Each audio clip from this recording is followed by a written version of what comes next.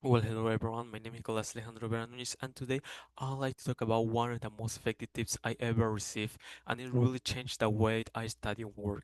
Well, as software engineer student, I often spend long hours reading, writing code, or working on a difficult assignment. This can be mentally exhausting, and sometimes I lose focus or motivation. The problem that this trip solved is the lack of concentration and mental fatigue. Have you ever felt like you were studying for hours but not really learning anything? Well, that's exactly what I was experiencing before applying these tips.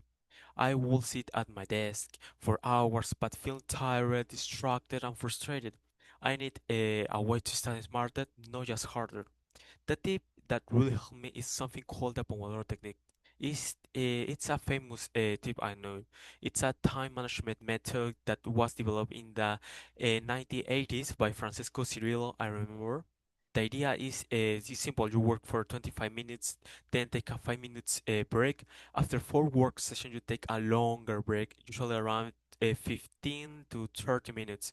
This technique is named after a tomato-shaped kitchen timer that creator used since Pomodoro means tomato in Italian, obviously.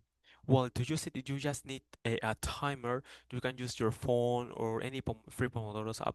You choose a task you want to complete, set a timer for 25 minutes, and focus only on the task, no distraction. That means no social media, no phone, no checking emails.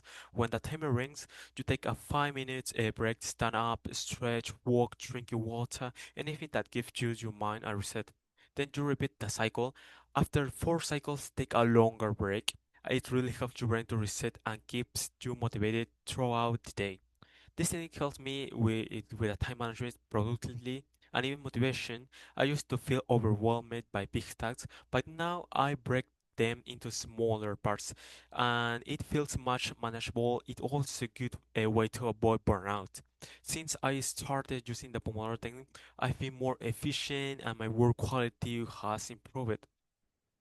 I use it not just for studying, but also for cleaning my room, for working on projects, or even learning sometimes too.